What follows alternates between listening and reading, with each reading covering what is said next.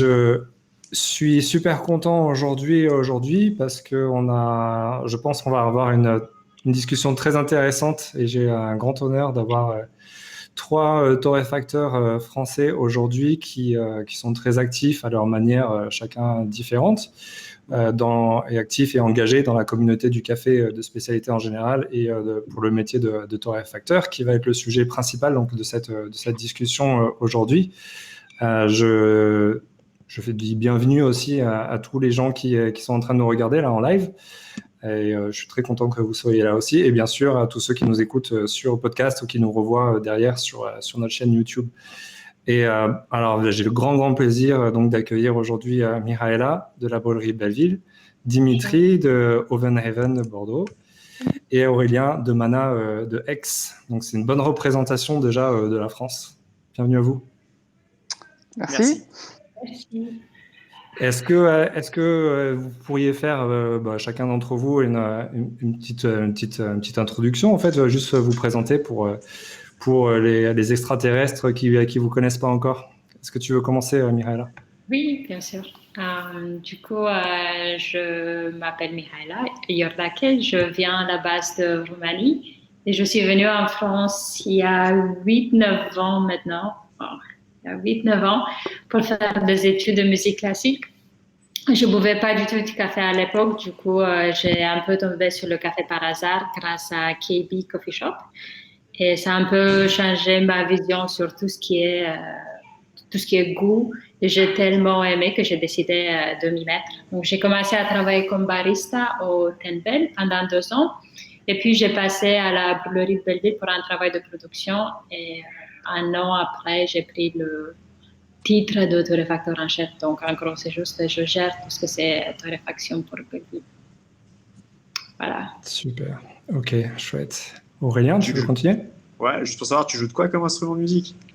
Je joue plus rien maintenant, mais je faisais de la guitare classique. Cool. Ouais. Top. C'est vrai. C'est important. C'est intéressant. Ouais. Du coup, moi, c'est Aurélien. Donc, je travaille dans le café depuis 2010, exactement. Donc, j'ai changé beaucoup de boîtes. Je suis notamment passé par Moxa. Je suis ensuite parti en Australie pour ensuite être revenu et avoir monté Placide, qui est une torréfaction à Lyon que j'ai laissé après à Julien en cours de route, continuer tout seul. Et aujourd'hui, je suis à Mana. Et je ne torréfie pas du tout depuis le début à Mana. Ça fait vraiment que depuis quelques mois maintenant que j'ai repris la torréfaction qui était avant un peu le travail de... Enfin, qui était le travail de Connor, que vous devez connaître. Voilà. Je fais beaucoup de vélo. Et après, au-delà de ça... Un simple champion de France de torréfaction, entre autres. Entre autres, ouais. 2 fois. Super. Dimitri? Moi, c'est Dimitri, j'ai 33 ans. Ça fait un peu plus de 6 ans que je suis dans le café. J'ai fait l'armée de l'air avant, donc rien à voir. Je me suis reconverti auprès de 2 établissements que sont l'Alchimiste à Bordeaux et le Blacklist, pour lequel j'ai travaillé dans un système de reconversion pendant un peu plus de 2 ans. Après, je suis parti en Australie, où je bossais pour une boîte qui s'appelait Padre Coffee. Et après, quand je suis rentré il y a 3 ans et demi, j'ai ouvert il y a 3 ans Ovenhaven, qui est une torréfaction à Bordeaux. Voilà. Je n'aime pas le vélo. Et moi, je ne sais pas faire de vélo. J'aimerais bien. Mais... C'est vrai que du coup, c'est un peu vous les extraterrestres, parce que en général, le vélo, ça va aussi avec la communauté du café. Ouais. C'est vrai. Et je note aussi, c'est Mihaela en fait, et c'est presque aussi une exception parce qu'elle a fait toute sa carrière de café en France, alors que finalement, au fur et à mesure des conversations qu'on a tous, on se rend compte souvent on a ramené ça de l'étranger, et pas que évidemment, mais c'est souvent le cas. Et alors du coup, le sujet aujourd'hui, on va parler du métier de torréfacteur. Est-ce que déjà l'un d'entre vous voudrait commencer par me faire une petite définition et puis après, si les 2 autres veulent renchérir derrière pour ajouter quelques notions, juste une simple définition. Je sais pas, qui se lance les gars? Dimitri. Allez Dimitri. Voilà ça. Allez. Il n'y a plus de respect, quoi. Honneur aux anciens. Alors, un torréfacteur, déjà dans la torréfaction, pour moi, il y a plusieurs métiers, c'est ma façon de voir. Il y a un responsable de production, il y a des gens qui vont être opérateurs, et il va y avoir des gens en logistique. Donc, pour moi, pour essayer de faire le truc le plus global possible, un torréfacteur, c'est quelqu'un qui, en France en tout cas, parce qu'on est souvent seul ou à deux, qui sélectionne du café vert, qui va donc gérer tout ce qui est partie appro, qui va établir des process de transformation de la matière première, donc des profils de torréfaction, qui va ensuite établir des process de contrôle qualité, d'emballage, pour ensuite distribuer. Voilà. C'est pas mal. On voit qu'il a fait ses devoirs. Non, Tout à je le fais tous les Belle jours. définition. Est-ce que vous avez autre chose? Je crois qu'on est un peu décalé avec Aurélien. J'espère que ça va aller parce que Ah, c'est pardon. juste. Je rechargerai peut-être en cours de route alors. Du coup, oui, ça me va. Après, il y a aussi un aspect que je trouve important qui est aussi le suivi en général de ses clients, qui est souvent d'aller dans les cafés si on peut, et si c'est pas trop loin, de se rendre sur place et de faire un peu de la formation sur le tas, entre guillemets. Je trouve que c'est un aspect important du métier. Ouais. Moi, je suis d'accord avec tout, mais je fais pas vraiment exactement la même chose juste à cause de volume de travail. Du coup, je pense que quand on dit torréfacteur dans le sens de genre brûlerie, maison de torréfaction, tout ça, c'est exactement ce que tu disais, Dimitri. Pareil pour le suivi client. Par contre, au niveau moi je travaille, c'est pas mon travail direct d'acheter le café vert, j'y fais juste partie des choix. Et derrière, je gère vraiment que la partie torréfaction, contrôle qualité, mais à l'interne, et tout ce que c'est logistique, équipe de production, etc. Donc tout ce qui ressort de la brûlerie principalement par faute de temps, ce n'est pas quelque chose dont je m'occupe. Voilà. Vous êtes une équipe de combien Ouais, donc on à voit qu'il y a quand même dans la une partie différence. Oui, Pardon. voilà. Le truc, c'est que on était une équipe de beaucoup avec la plupart des coffee shops et cafés fermés. On ne sait pas vraiment où on est aujourd'hui. Okay. En réalité, on est une équipe très petite, active en ce moment. On est 4 à la brûlerie. Mon équipe de production, c'est 3 personnes. Mais on fait beaucoup de livraisons nous-mêmes. Et en réalité, les livraisons dans le trafic de Paris, ça prend beaucoup plus de temps qu'on imagine. Mais du coup, c'est principalement tout ce que c'est torréfaction de échantillons de café vert et tout ça, tout ce que c'est torréfaction de production, contrôle qualité, bagging et livraison, dépannage machine, tout ce service de technicien qu'on a assuré au moins jusqu'à présent nous-mêmes. Okay. Mais du coup, on est à 3 de faire ça. Et à côté, il y a un responsable client professionnel, un responsable marketing qui est David, mon patron, qui fait aussi acheteur café vert. Ok. Voilà. Et on voit qu'il y a déjà une différence, même pour des torréfacteurs de café spécialité, suivant l'échelle et suivant le nombre d'employés, forcément, vous n'allez pas forcément avoir les mêmes choses à faire dans vos journées. Est-ce qu'on pourrait même aller jusqu'à une échelle industrielle? Comment est-ce que vous voyez par rapport justement à des torréfacteurs industriels? Est-ce qu'on parle du même métier au final ou est-ce que ce sont deux choses différentes, torréfacteur artisanal et torréfacteur en règle générale pour des plus grandes échelles? Pas moins que ce qu'on pense, je pense. C'est-à-dire que, en gros, si vous prenez, je vais prendre le cas pour avoir des quantités à peu près équivalentes. Je vais prendre le cas de la boîte pour laquelle je bossais en Australie et d'un industriel français. La boîte pour laquelle je bossais faisait 3 tonnes semaine, en gros. Il y a un responsable de production, comme dans toutes les usines. Les opérateurs dont je faisais partie, nous, on ne faisait que suivre les profils qui étaient déjà établis. Donc, en gros, c'est comme un process industriel, nous, on est là pour le répéter. Et après, il y a des gens qui vont faire le contrôle qualité, dont on fait partie, mais... Donc du coup, entre nous, là, aujourd'hui, qui suivons nos propres profils, et quelqu'un qui va dans une usine pour suivre un profil sur un gros grand bâti, donc les gros torréfacteurs industriels, par exemple, il y a des différences sur l'approche en amont et en aval, sur les achats, le contrôle qualité, etc. Mais le corps du métier qui est de transformer la matière première, notre journée, elle n'est pas si différente que ça des gens qui sont dans l'industrie, je pense. Ouais, moi aussi. Ouais, c'est clair. J'ai l'impression qu'aujourd'hui, c'est beaucoup de Ouais, gens vous êtes voient le métier de plutôt... torréfacteur de spécialité comme étant quelque chose de à part, alors que de mon point de vue, c'est vraiment exactement la même chose. C'est juste des produits de différentes qualités qu'on travaille, mais souvent c'est la même façon. Et juste la seule différence, c'est que des fois, il y a des gens qui font ça au nez et d'autres fois qui le font avec une courbe. Et en fait, plus souvent que ce qu'on pense, c'est avec une courbe, malheureusement. Ou Ouais. heureusement, je sais pas. Oui, moi je suis d'accord et je pense que ce qui change le plus, c'est la qualité du produit. Parce qu'en réalité, si on me donne un café de commodité, je ne vais pas faire des miracles avec et personne ne va pouvoir le faire. Du coup, j'ai l'impression que tout ce que c'est comme travail d'artisanat ou tout ce que c'est de la recherche dont on parle en tant que torréfacteur de café de spécialité, c'est à cause juste du simple fait que le café en soi a beaucoup de potentiel aromatique. Du coup, le métier en soi, ça ne change pas, c'est juste j'ai une plateforme énorme de couleurs et goûts dont je peux travailler. Du coup, ça fait que mon travail devient beaucoup plus créatif, euh, simplement à cause de ça. J'ai toujours aimé dire que le café des supermarchés, c'est pas un choix esthétique ou de goût d'avoir du café cramé, c'est juste si on achète du café vert avec plein de défauts vieux, récoltés on ne sait pas quand.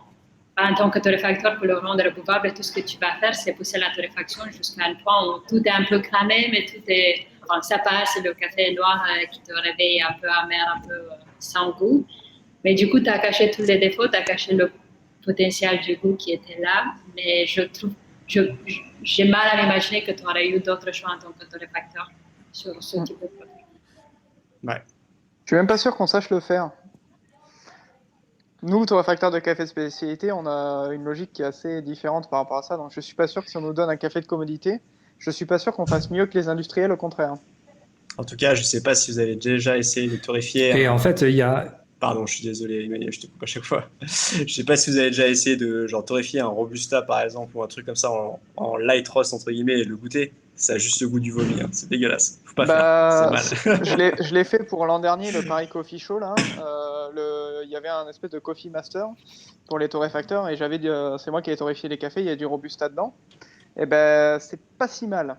C'est pas si mal. Tu peux faire des développements, enfin, tu peux faire des colorimétries assez légères. Ah ouais. Après, enfin, c'est pas du tout la même approche en termes de courbe qu'un café bien dense, quoi. Parce que alors là, c'est la cata, quoi. Mais c'était sans défaut, on va dire. Mais c'était du Robusta qui scorait assez élevé, hein, pour du Robusta. Alors après, effectivement, on peut voir une différence sur la qualité du produit pour les industriels, mais après, il y a quand même une marque bien connue qui a des, bon, pour pas la citer, Starbucks, mais qui a Starbucks Reserve. Alors eux, pour le coup, ils achètent quand même du très bon café, hein, parfois, très très bon même. Et puis après, ils ont leur façon de le torréfier bien à eux derrière. Comment est-ce que vous, enfin, c'est pas l'idée, c'est pas forcément de critiquer clairement, mais après il y a bien un torréfacteur derrière et il y a bien des gens qui s'y connaissent extrêmement bien dans le café, dans ce genre d'entreprise. Comment est-ce que vous voyez ça en fait? C'est une autre approche que la vôtre, clairement. Alors, Mais j'ai un avis très tranché là-dessus. Pour moi, il n'y a pas de mauvais industriels. Les industriels, ils sont là pour répondre à une demande et nous une différente. Il n'y a pas de. Moi, je condamne totalement les gens qui vont dire oui, tel torréfacteur torréfie comme ça, donc c'est pas bon, etc., etc. Dans la torréfaction, pour moi, il y a un gros range de qualité acceptable qui est sans défaut. À partir du moment où on est dans ce range-là sans défaut, chacun fait ce qu'il veut et selon les clients qu'il veut attirer. C'est-à-dire qu'aujourd'hui, si on se met à tous torréfier exactement de la même manière, ça va devenir extrêmement ennuyeux. Et ça va donner aussi, objectivement, l'accès à moins de personnes, parce qu'on va intéresser toujours le même type de personnes. Donc, si Starbucks marche aujourd'hui, c'est qu'ils ne sont pas neuneux, voilà, déjà, et ils répondent à une certaine demande qui existe. Donc, est-ce qu'ils pourraient torréfier plus clair quand ils achètent des 87? Oui, peut-être que ce serait peut-être plus intéressant, mais peut-être aussi que ça ne plairait pas à leurs clients. Donc, qui a raison? Moi, je pense qu'il faut être orienté client. C'est ça. Oui, pareil. Je Totalement suis d'accord. d'accord. Et d'une certaine manière, j'ai l'impression que j'ai le même travail à la base, parce que Belleville, ce n'est pas ma compagnie. Et du coup, du premier jour où j'ai eu le travail de torréfacteur pour Belleville, c'était très clair dans ma tête que je dois torréfier un service d'une compagnie qui a déjà un certain goût. Du coup, mon travail, ce n'est pas de... Parce que souvent, on me disait, ah, tu peux aller faire ce que tu veux, tu peux changer les profils, etc. Et c'est plutôt, bah non, parce que la raison que j'étais embauchée, c'était de garder stable un goût qui était déjà préétabli avant que j'arrive. Du coup, le premier année, surtout comme je ne connaissais pas du tout torréfier avant, le premier année, j'ai un peu refusé de goûter les cafés de peu importe qui d'autre. Et j'ai juste fait beaucoup de capping avec David pour comprendre comment lui, il comprend son produit, parce que finalement, c'est son goût qui a un peu donné le goût de Belleville. Et derrière, essayer de comprendre le marché où on se positionne. Et à force de le faire, je pense qu'il y a beaucoup de mon goût personnel qui est qui est presque le même que Belleville. Peut-être j'ai une préférence pour certaines choses un peu plus fruitées, mais en tant que torréfacteur, je ramène pas une vision subjective, je ramène une vision objective en sachant que je travaille pour Belleville sur un marché. Du coup, j'ai l'impression que les torréfacteurs de Starbucks font à peu près la même chose. Je vois ce que tu veux dire. Ouais, en fait, c'est intéressant parce que alors, du coup, Aurélien, aujourd'hui, c'est plus le cas, mais c'était le cas avec Placide. Et toi, aujourd'hui, Dimitri, en fait, vous n'êtes pas dans la même situation parce que c'est votre propre boîte. Donc mais bon, Aurélien, j'imagine que tu as clairement ton mot à dire aujourd'hui chez Mana aussi. Donc, comment est-ce que vous voyez ça? On dirait que Dimitri nous a quittés. Que tu veux rajouter quelque chose là-dessus, Aurélien, en attendant que Dimitri revienne? Juste par rapport à quoi exactement tu veux dire? Quel aspect exactement tu... Ou par rapport au fait, tu vois, la différence qu'il y a entre avoir sa propre torréfaction et puis être employé. Ah, Et tout donc, à comme fait. disait Mihaela, de comprendre en fait. Tout à fait. Bah, il y a des aspects en fait que tu décides pas, tout bêtement. Et à Mana, on a cette chance de travailler quand même de façon assez soudée. Je sais pas si c'est le cas à Belleville où tu as des gens peut-être qui sont plus décisionnaires de certaines choses. Ouais. Mana, on a plus une cohésion entre nous où on va être toujours ensemble sur les décisions de la torréfaction. C'est un peu ça la différence. Après, l'aspect où avant, j'étais co-gérant de Placide avec Julien, là on avait vraiment une optique différente où on avait une cohésion, mais à la fois on était une équipe que de 2 personnes qui faisaient tout. Donc forcément, c'est une approche différente parce que tu peux te permettre des choses que tu peux plus vraiment te permettre en tant qu'employé, parce que c'est différent. Ouais. Oui, nous, on a ça maintenant aussi, mais évidemment, on travaille ensemble depuis 5-6 ans, donc on est extrêmement bien calibrés un avec l'autre. Ouais. Du coup, ça fait que je décide ce qu'on fait, mais mon goût, il est tellement formé sur le goût que David a également, qu'on a plus ou moins la même vision sur la plupart des choses la plupart du temps. Mais c'est quelque chose que j'ai gardé en tête, surtout comme là, c'est plus le cas, mais quand j'ai débuté dans ce métier, c'est quelque chose que j'avais très clairement en tête. C'était jamais qu'est-ce que je veux moi, c'était j'ai besoin de comprendre qu'est-ce que tu veux de ce café. Et puis, je vais mettre mon propre opinion dessus. Mais est-ce que c'est... Et donc, tout en gardant ce que tu disais tout à l'heure, Aurélien, Je t'écoute, on va faire ça souvent. Non, mais parce que pour en revenir aussi, tu disais, voilà, en fait, il y a sa propre envie, ses propres goûts. Il y a les goûts de peut-être les propriétaires de l'entreprise. Il y a le goût du client. Il faut prendre tout ça en compte, forcément. Et en fait, pour revenir à un commentaire que donnait Renaud là, qu'est-ce qu'on fait du producteur en fait? Est-ce que vous pensez à lui quand vous torréfiez, et est-ce que le profil en fait de torréfaction, on devrait normalement peut-être respecter entre guillemets le travail du producteur? Comment est-ce qu'on prend ça en compte? Qu'est-ce qu'on comprend par respecter le travail du producteur dans cette question?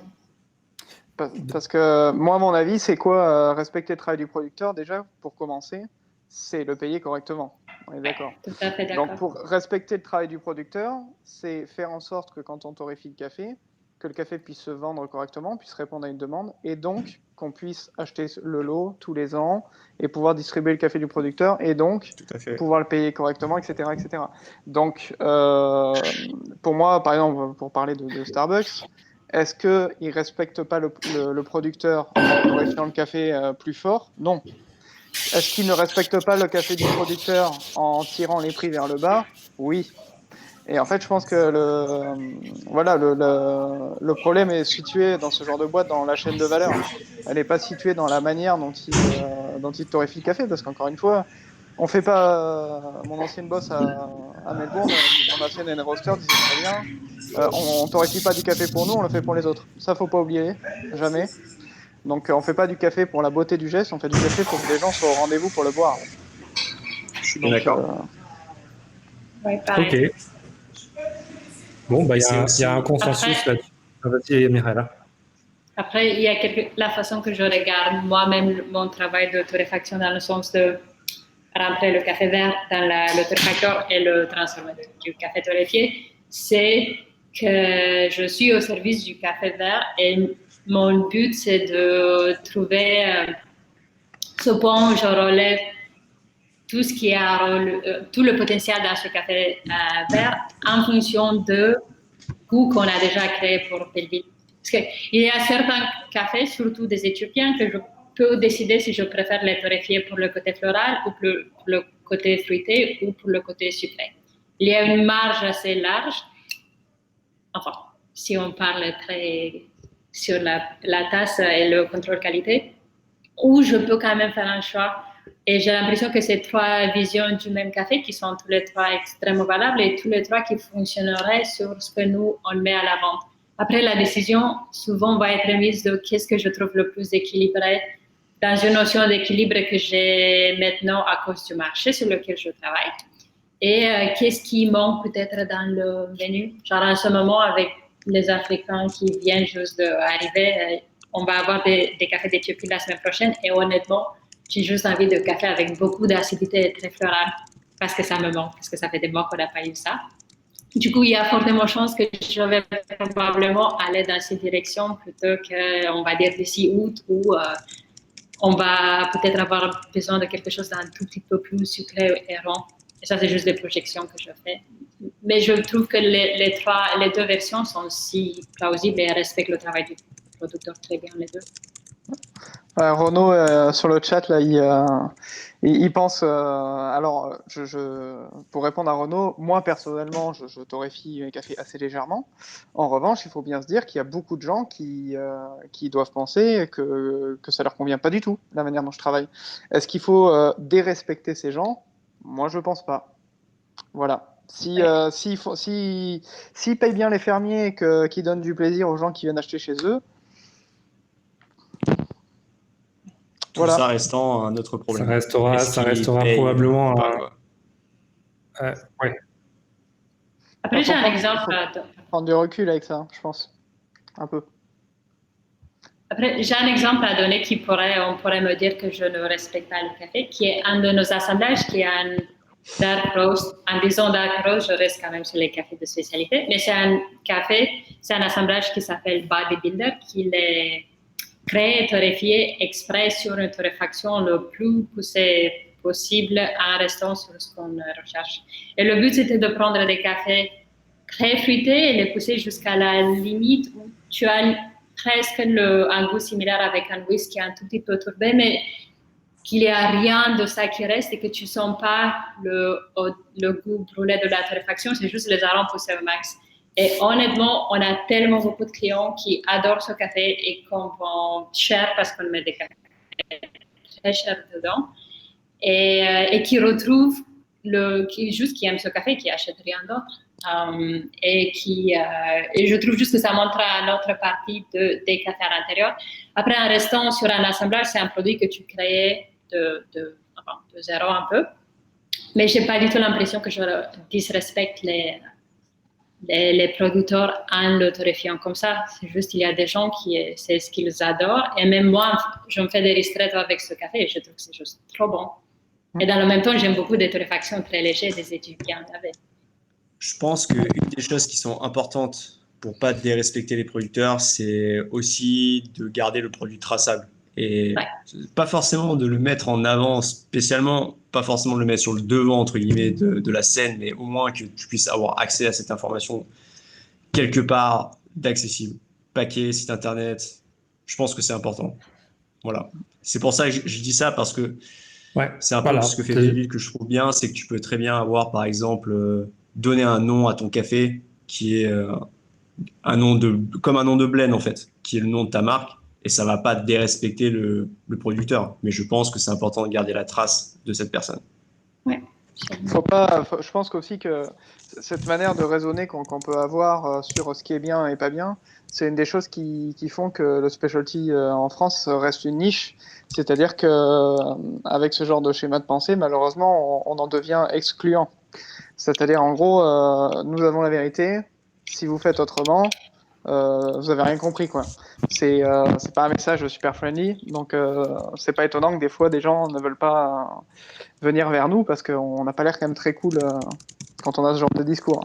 Après, il y a autre chose parce que là tu disais ça, la réalité c'est que specialty coffee ne veut pas du tout dire torréfaction légère, Exactement, déjà. mais du tout.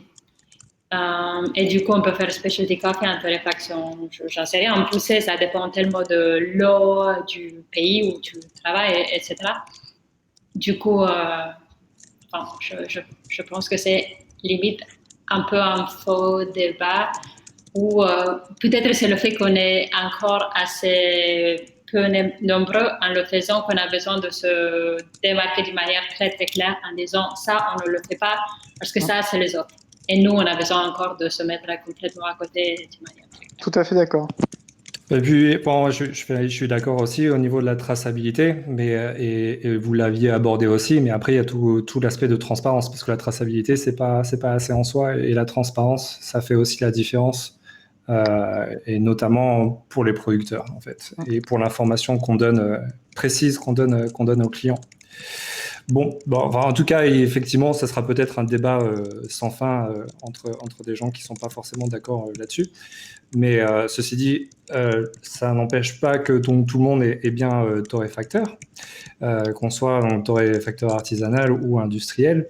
Est-ce que comment vous tous les jours vous vivez cela? Mais déjà dans un contexte personnel, familial, des amis, en fait, est-ce que ce métier de torréfacteur il est reconnu par les gens autour de vous? Reconnu, oui, connu, non, je pense. Voilà. C'est-à-dire que les gens ont déjà toujours entendu le nom, etc., mais les gens ne savent pas ce qu'on fait. Bon, après, ça s'applique à des milliers de métiers, je pense. Après, je pense que c'est aussi Et beaucoup donc le au client de niveau chasse. personnel, tu as besoin de reconnaissance? Moi? Oh non. Bon, là, j'en ai rien à faire. J'en ai rien à faire. Mais Aurélien, ouais. si je voulais la reconnaissance, je serais resté dans mon ancien métier. Ça marche mieux pour draguer les filles, je pense, que ce que je fais aujourd'hui. Moi, ce que je disais, c'est vraiment, est-ce qu'on se considère comme, si on dit qu'on est torréfacteur de café de spécialité, moi, à partir de ce moment-là, je perds tout le monde. Je perds toute ma famille, je perds les gens que je connais. Si tu leur dis que tu es simplement torréfacteur, qui pour moi est exactement la même chose, peut-être pas pour certains, mais pour moi en tout cas. Là, tout de suite, ils voient tout à fait ce que je fais. Peut-être qu'ils vont avoir une image un peu ancienne de ce que je suis en train de faire, mais c'est pas grave, c'est la même chose. À partir du moment où c'est qu'on se définit comme étant torréfacteur, point à la ligne, je pense que déjà, on gagne énormément de terrain sur la discussion, en tout cas. Ouais. Moi, j'ai un peu arrêté d'utiliser le côté café de spécialité parce que j'ai l'impression que je rentre Ça, les c'est gens bien. dans une niche. C'est bien. C'est C'est mieux bien. de juste. Ouais. C'est top. Parce que mais même avec Belleville, depuis des années, on ne l'utilise pas tellement parce que bah, tu vas jamais avoir un café qui a le goût de, je sais pas, jasmin si derrière le café n'était pas bien récolté, pas bien torréfié, il n'a pas respecté toutes ces choses-là qui viennent avec le café de spécialité. Du coup, j'ai l'impression qu'une conversation sur le goût nous ramène plus loin. Après, pour répondre à ta question, Emmanuel, de mon côté, je pense que les gens en France, c'est plus facile. En Roumanie, quand j'ai commencé à travailler dans le café déjà comme barista, j'ai pas parlé avec mes parents pendant toute une année parce que c'était quelque chose de très bizarre à faire. Parce que je suis née 9 mois en dehors du communisme, donc il y avait beaucoup de conversations sur le fait que bah, nous, on a réussi à te donner naissance dans un monde libre et tu fais de la musique classique et tu vas à Paris et tu quittes tout pour travailler comme serveuse dans un café. Du coup, ça s'est pas très bien parti. Et puis, Le métier de torréfacteur, c'est quelque chose de très flou en Roumanie parce traditionnellement, on boit beaucoup de café turc à l'hybrique et on n'a pas une vraie compréhension du métier. Par contre, le café de spécialité a explosé et c'est très, très connu, mais pas tellement dans les gens comme mes parents ou leurs amis. Et alors, d'ailleurs, non, parce que je me posais la question, en fait, parce que là, dans le chat, en fait, et c'est un débat qu'on a toujours en France, parce que le terme, l'expression un café spécialité, c'est quelque chose qu'on n'arrive pas à utiliser au final. Et est-ce qu'en Roumanie, pour le coup, est-ce que specialty coffee, ça a un sens? Est-ce que les gens utilisent cette expression? Je ne me rends pas compte si on utilise tellement cette expression. C'est plutôt, les gens parlent souvent d'un café différent qu'ils peuvent prendre et ils se donnent le nom du coffee shop où ils sont d'habitude. Ah oui, j'ai goûté un café comme celui que tu fais et c'est ça. J'ai pas tellement l'impression que les gens ont mis un nom dessus. Je pense que c'est tant mieux. Après, à mon avis, la Roumanie a accepté le café de spécialité mieux que la France parce qu'on n'a pas une culture très forte dedans. Du coup, c'était quelque chose de si différent que c'était extrêmement facile à juste intégrer. Ouais. Et je pense que c'est un peu la même chose qui se passe en Italie, du coup, Renaud en parlait aussi. Alors, OK, pour la reconnaissance au niveau personnel et vos proches, est-ce que au niveau plus global, en fait, est-ce qu'il y a un manque de reconnaissance des institutions ou des institutions, on va dire, peut-être même gouvernementales, mais aussi des institutions on va dire, professionnelles en France? Alors, je pense moins que le métier de barista, qui lui est inexistant. Nous, au moins, on a un codrom, voilà. Ensuite, on bosse un peu sur le sujet avec Aurel et tout, on en parle assez souvent. Il y a une fiche auprès de la DGCCRF, donc la répression des fraudes, pour les appellations du café, etc., etc. On se rend compte que ça a été fait par et pour les industriels. Aujourd'hui, malheureusement, les associations existantes n'ont pas encore réussi à prendre en compte les particularités des petites productions, je pense. Du coup, est-ce qu'on n'est pas reconnu par les institutions? Non, je pense pas. On a le titre d'artisan, on a un codrom, on va pas jouer les caliméros. En revanche, est-ce que tout ce qu'on fait, est-ce que tout ce qui est fait autour du café est bien considéré par les institutions? Clairement pas. C'est sûr qu'il y a du travail à faire, et pour le travail à faire, c'est à nous de le faire, pour présenter des choses toutes faites. On ne peut pas demander au gouvernement de pondre des trucs professionnels sur le café. Ouais.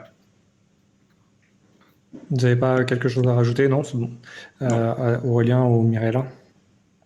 Non, c'est exactement ça. Ok. Alors, du coup, tu parlais des associations. Alors, est-ce qu'on peut faire un petit tour de ce qu'il y a et quels sont un peu les rôles qu'elles ont par rapport au métier de torréfacteur? Et est-ce que vous, encore une fois, enfin, moi, j'essaye de garder une place un peu neutre et diplomatique ici. Donc, l'idée, c'est pas de descendre qui que ce soit, mais est-ce que vous, en tant que torréfacteur et professionnel, vous vous sentez représenté? Parce que c'est ça la vraie question, au final. Vous voulez répondre? Ça, c'est la bombe. Démerdez-vous. Je suis pas sûre si je me rends compte exactement. Peut-être que vous n'avez même pas le besoin. Est-ce que vous avez un besoin? Oui. On aurait un besoin. Je pense que moi, j'aimerais être défendu, mais pour l'instant, j'ai pas l'impression qu'il y ait vraiment. Je sais pas, par exemple, si je dois citer par exemple le collectif café, quel avantage le collectif café peut m'apporter en tant que torréfacteur à mon échelle? Même question par rapport à la SCA et même question par rapport à RBF. Moi, j'ai fait partie au final pendant pas mal d'années, sans être forcément très actif, mais de la SCA, payer ma cotisation chaque année, et j'attends encore qu'est-ce que ça va m'apporter en fait, à part participer au concours. C'est cool, mais qu'est-ce que ça m'a vraiment apporté en tant qu'entreprise, en tant que boîte, en tant que salarié, en tant que tout ça, qu'est-ce que ça m'apporte en fait? Si c'est juste pour entre guillemets faire un live quelque part ou faire juste une story de temps en temps. Enfin, j'en sais rien. Tu vois ce que je veux dire? Ça apporte pas, ça m'apporte rien quotidiennement. Alors que dans d'autres associations de métiers, ça t'apporte actuellement vraiment quelque chose. Euh, voilà. Par exemple, je sais pas, avoir. Tu as J'ai un des truc. exemples peut-être? J'ai pas entendu, pardon. Des exemples. Non, mais c'est exactement ça. Je suis désolé, on est décalé, mais en fait, tu allais commencer par... Ouais, voilà, je te Ouais, demandais voilà. ça, Alors, justement. en exemple, du coup, moi, j'allais dire, par exemple, moi, j'ai un pote qui a une association de sport outdoor. Et ils ont négocié nationalement un tarif extraordinaire d'envoi de colis. Et ben, moi, j'attendrais qu'en torréfaction, on fasse quelque chose pareil, qu'on puisse négocier auprès de GLS, DHL, peu importe qui, et on paierait moitié moins, même pour des gens petits, tant que tu fais partie de cet assaut, on paierait moitié moins de frais de port. Ce serait génial. Ça permettrait à tout le monde d'être ultra compétitif. Et je comprends pas que c'est pas quelque chose qu'on fasse depuis autant d'années. Voilà quoi. Moi, ça me fait mal au cœur en fait, si tu veux, de faire partie d'associations comme ça. J'aimerais pouvoir m'investir, mais tout est basé à Paris. Et malheureusement, avec mon salaire et avant ça, les aides de l'État que j'avais, ne me permettent absolument pas, sous aucun prétexte, de prendre un TGV et de monter à Paris tous les mois, quoi. Je suis désolé, c'est la vérité. On est en 2020, j'aimerais qu'on puisse avoir quelque chose comme ce qu'on est en train de faire maintenant, où on peut discuter tous ensemble de tout ça, sans devoir monter à Paris pour faire une réunion et en discuter. Et après, que ces associations m'apportent quelque chose dans mon quotidien de ma boîte et autre chose que juste parler mon grain de café, quoi. Parce que aujourd'hui, on est tous d'accord, je pense, autour de cette table, que le grain de café, c'est 5% du chemin que ta boîte doit faire, en fait. Ouais. Il y a ta com, il y a ta pub, il y a ce qui t'est, il y a ta boîte, ta marque, ton local, tes frais de port, ta TVA.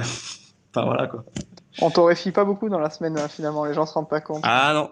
Ah non, Ouais. peut-être Mihaela, mais nous, non. Nous, Ouais, c'est même fini. moi, en fait, Même toi. Bah, ça va. versus le temps que je passe à faire d'autres choses. C'est Ça ça. va. Non, ça c'est la partie méditative où j'ai l'impression que je suis en vacances quand je torréfie et puis c'est le vrai travail derrière. Mais, Bah, tout à fait ouais. d'accord avec Aurel. En fait, bon là, j'ai découvert que depuis 2017, c'est le collectif Café qui nous représente auprès du ministère du Travail.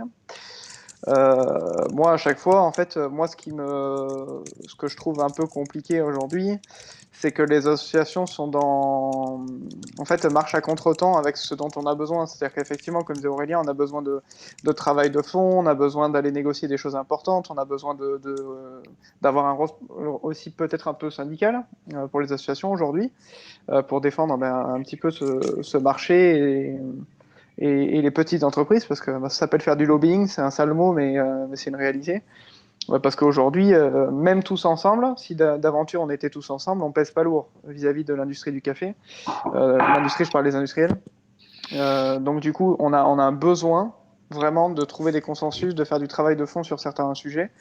La logistique, c'en est un. La reconnaissance du métier de barista, pour moi, c'en est un autre. Il y a pas mal de choses de travail de fond qui ne sont pas faits.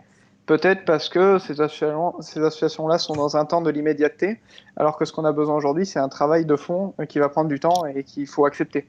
Donc, ce décalage-là peut être, même au sein des associations, hein, peut être compensé par peut-être des cellules au sein de ces associations de recherche où on va accepter que pendant 2-3 ans, les gens seront dédiés à ces tâches en leur laissant un peu de temps, parce que les assos, les gens ont toujours des grandes idées, mais ne donnent jamais le temps nécessaire à les mettre en œuvre.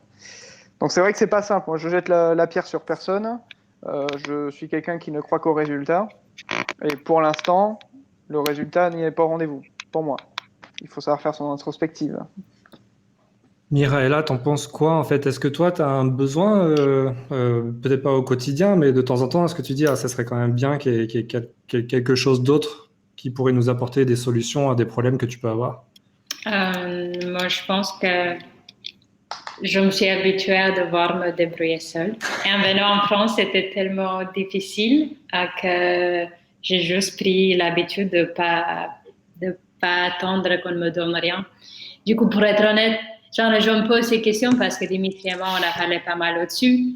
Mais je suis tellement habituée de pas attendre que les choses viennent de l'État. Genre là, même le fait qu'on est en quarantaine en France et que l'État peut aider les gens avec de l'argent et qu'on a des chômages partiels et tout ça, technique, je trouve assez cool parce que je viens pas d'un pays où tu attends que l'État t'aide. Tu te juste démerdes toute seule et tu fais jouer. Enfin, si tu veux avoir des choses, tu arrives toute seule. Avec Belleville, on s'est tellement juste, on a mis tellement le focus sur notre travail qu'on a toujours resté ouvert à toutes ces associations, principalement Ska France parce qu'on a fait les championnats et tout. Mais en réalité, enfin, Collectif Café, on n'y fait pas partie. Et Ska France, on fait partie, on essaie d'aider, mais enfin, jusqu'à là, on n'a pas vu.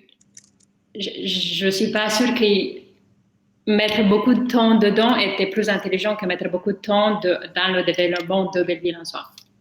Et en travaillant tous beaucoup, finalement, c'est la compagnie qui a pris au-dessus. Mais ça change pas que j'étais au Sensory Summit à Suisse en février. Où il y avait 2 jours de juste conférences sur les scientifiques et tout.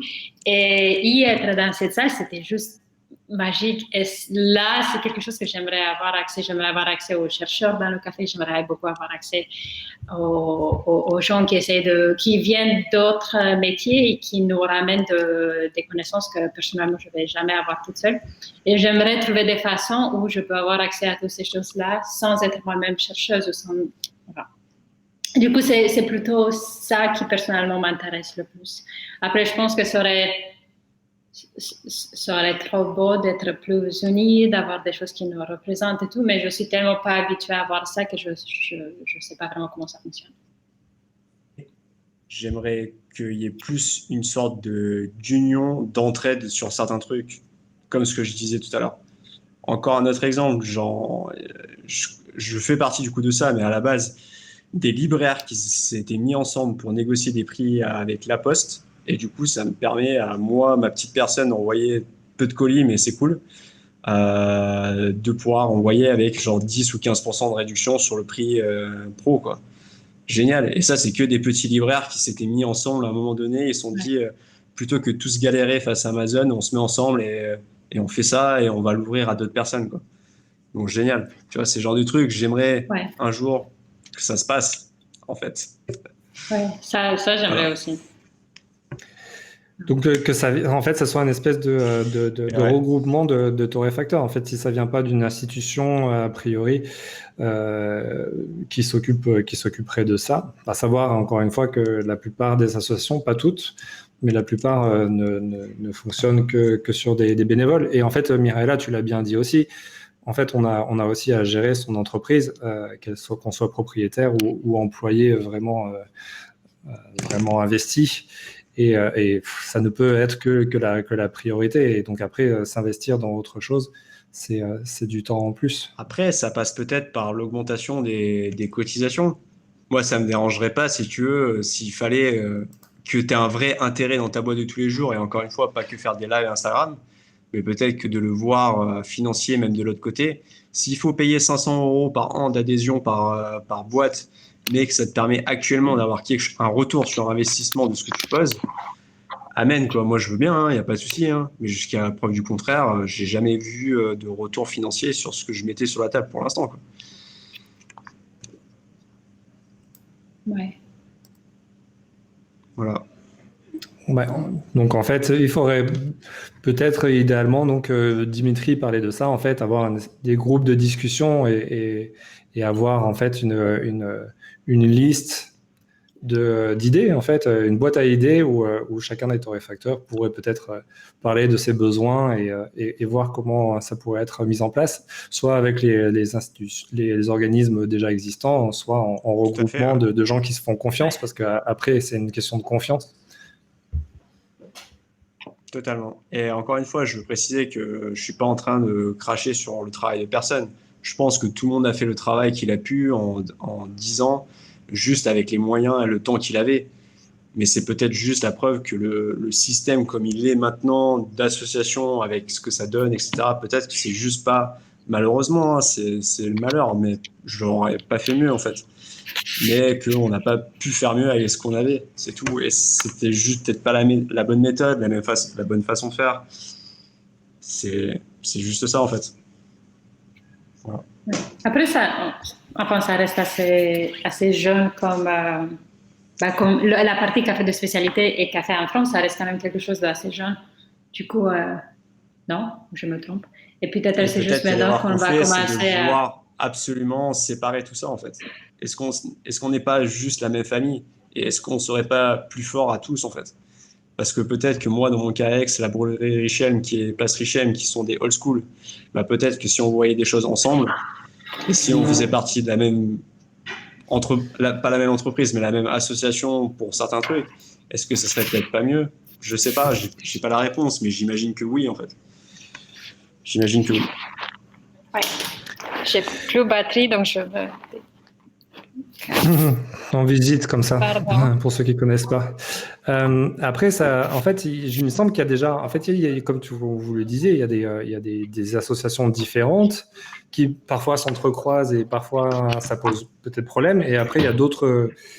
Il y a, à ma connaissance, alors je ne sais pas si c'est la même chose, il y a Adrien dans le chat qui en parle, le groupement Émeraude, mais il y a un syndicat du café qui, à ma connaissance, donc ça s'appelle le syndicat du café, hein, qui, à ma connaissance, représente où les membres ne sont que des industriels, donc avec un tonnage qui est bien supérieur à ceux des artisans. Et donc, eux, ils ont forcément leur agenda aussi, mais en fait, il semble qu'il y a... il y a des agendas différents dans chacun de ces organismes et c'est là où peut-être tout le monde ne se sent pas représenté et qu'un regroupement de torréfacteurs artisanaux avec des besoins et des envies similaires, en tout cas. Et comme le dit Pierre, en fait, dans le chat aussi, peut-être des idées comme créer un fonds d'urgence pour la torréfaction, un fonds commun qui puisse soutenir des projets individuels sur présentation de dossiers. Ça se fait dans d'autres associations, dans d'autres domaines. Ouais. J'ai jamais pensé, mais clairement. Ouais. Oui, de mon côté, je suis tout à fait d'accord. Je ne suis pas convaincue que faire partie dans quelque chose de très grand qui inclut tous les industriels pourrait marcher juste parce que j'ai très mal à me convaincre qu'il n'y a pas des agendas très poussés sur d'autres choses qui m'animent moi-même dans ce que les gros industriels font. Et du coup, juste par le simple fait qu'on paye le café si cher qu'on le paye, c'est clair que ce n'est pas juste faire de l'argent qui nous intéresse. Et je ne suis pas sûre à quel point on serait sur la même page. En plus, ouais. Mais par contre, avec tout ce que c'est torréfacteur artisanaux et tout, déjà, j'aimerais y parler plus souvent et y partager plus, parce que je le fais rarement. Et je pense que je le fais rarement, hein, parce que je suis un peu dans ma boule quand je travaille, mais deux, parce qu'on n'a pas vraiment des endroits où on se rencontre en dehors de conversations privées. Ouais. Et tu parlais du Sensory Summit, et il y a aussi le Coffee Roasters Guild, par exemple, où il y avait eu un événement qui s'était même passé à Paris il y a quelques années de ça. Comment ça s'appelait déjà? Le Coffee Carnival, je pense. Carnaval du café, non? C'était ça? Oui, il y avait ça aussi. Il y en avait un qui avait eu lieu à l'Institut. Oui. Ou même la journée scientifique qu'on a fait avec toi il y a des années. Ça je me rappelle comme barista, j'ai trouvé ça juste, c'était la folie. J'étais tellement heureuse d'être dans cette salle et que je me rappelle des années derrière. Et ça, on a rarement accès. Il y a tellement beaucoup de gens intéressants, sociologues, anthropologues, chimistes, etc., qui font de la recherche de dingue sur le café qu'on n'a pas accès. Surtout en français, parce que finalement, c'est le fait qu'en anglais, tu as accès à plein de choses. En français, un peu moins. En fait, c'est ça. En fait, on a peut-être un manque de temps et mis là-dessus en fait pour créer du contenu et des occasions de se rencontrer et d'avoir de vraies discussions en fait sur plein de sujets comme ça. Alors il y a l'événementiel et puis après il y a en présentiel et puis après il y a des outils comme celui-ci virtuels qui peuvent donner des solutions. Je suis d'accord avec ce que Mihaela disait tout à l'heure en termes on se rend compte que même à petite échelle, il y a des conflits d'intérêts qui apparaissent très très rapidement. Lasca, le président, j'ai absolument rien contre lui et il travaille beaucoup probablement, mais c'est déjà un semi-industriel. Est-ce que cette personne est la mieux placée? Si je peux me permettre, en fait, au début, en fait, on se disait que les torréfacteurs, qu'ils soient industriels, semi-industriels ou artisanaux, c'était la même chose. Mais comme le disait peut-être Mihaela, il y a des ingénieurs différents. Mais à ce moment-là, où est-ce qu'il se fait où est-ce que la rencontre se fait? Pour moi, c'est juste une question de terminologie. C'est-à-dire que le président de l'association du café de spécialité ne fait pas de café de spécialité.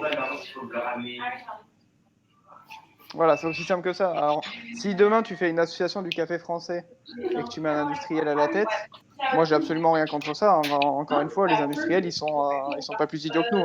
On a des manières de travailler qui sont pas si différentes que ça. Après, on a des agendas différents, mais rien n'empêche au sein d'une même association d'avoir une branche artisanale et une branche industrielle. Ça me dérange absolument pas, au contraire. Mais d'avoir les mêmes avantages. Mais d'avoir les mêmes avantages, justement. Et le fait de se mettre avec les industriels va nous donner le pouvoir de... Après, c'est clair que nous, là, on a monté quelques groupes de travail. Dont un groupe de travail sur l'étiquetage et la réglementation du café. Est-ce que, faut savoir, par exemple, en France, sur l'étiquetage d'un paquet de café, si vous vendez du café torréfié, vous n'avez pas besoin de mettre la provenance. Si vous vendez du café vert, vous avez besoin de mettre minimum le pays. Est-ce que les industriels seraient d'accord qu'on pousse auprès de l'État l'obligation de mettre minimum le pays? Je suis pas sûr que ça les arrange, vu qu'ils prennent du café tradé et qu'ils spéculent sur le café vert. Donc, encore une fois, au bout d'un moment, de toute façon, dans la belle idée, il faudrait pour pas mal de sujets qu'on puisse parler d'une seule voix, mais il faut pas être naïf non plus. Au bout d'un moment, on aura des intérêts bien trop divergents sur certains sujets.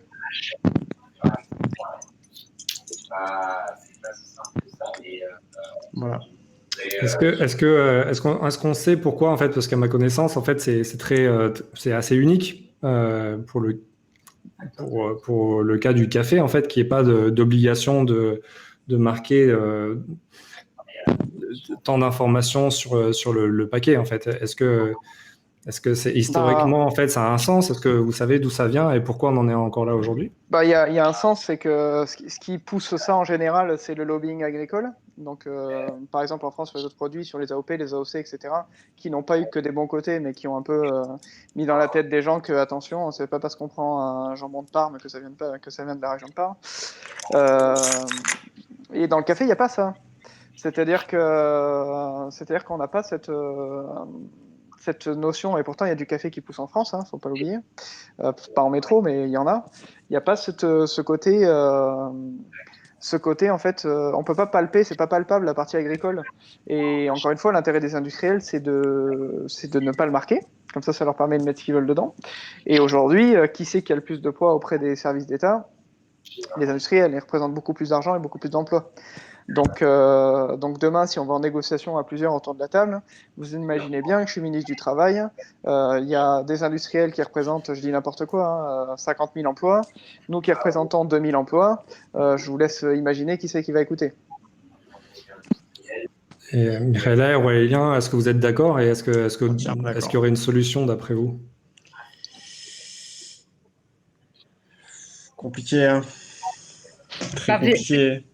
Et même, j'ai l'impression que déjà, je pense que tu dois déjà toi-même avoir une présence très forte pour avoir une voix. Et après, je pense que tu dois sacrifier beaucoup de choses pour être présent partout, pour utiliser ce voix.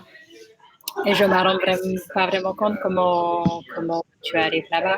En plus, ouais. Je pense que souvent, j'essaie de comprendre mieux tout le système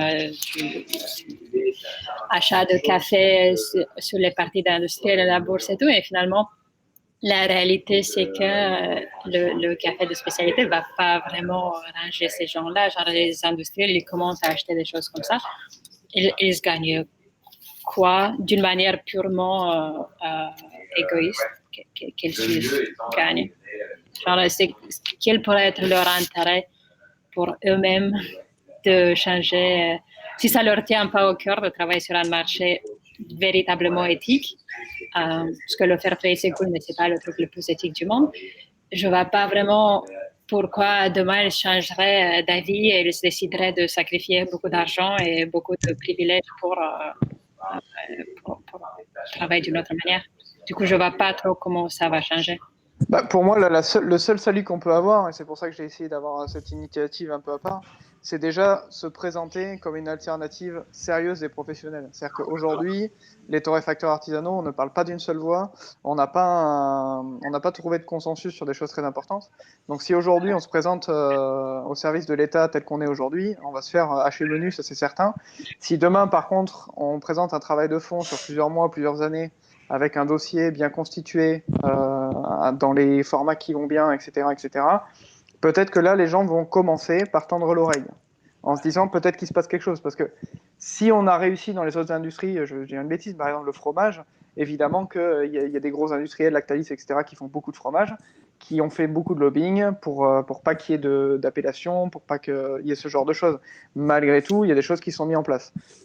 Donc on peut y arriver. En revanche, avec les moyens qu'on y a mis aujourd'hui et la façon dont on s'y prend, c'est certain que pour moi on vaut casse-pipe. Voilà. Aujourd'hui on peut pas. Par contre, demain, si on met un peu de travail derrière, du travail de fond, intelligent, si on arrête de prendre toutes les occasions de se diviser possible, qu'on laisse un peu le côté collégien au placard et qu'on se met un petit peu à travailler de concert, comme dit Aurel, à plusieurs on est plus fort. Hein. Donc Tout à fait.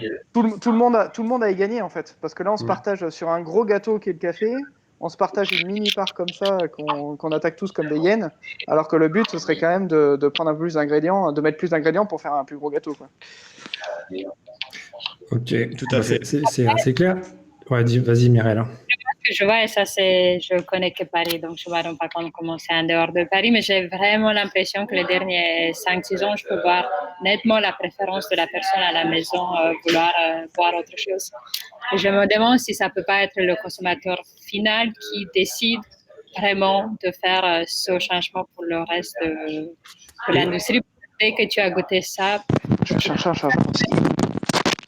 Et justement, en fait, je trouve que c'est un très bon point, en fait, parce qu'il y a le consommateur. Alors peut-être que c'est difficile d'attendre une pétition de consommateurs, mais par contre, il y a des associations de consommateurs.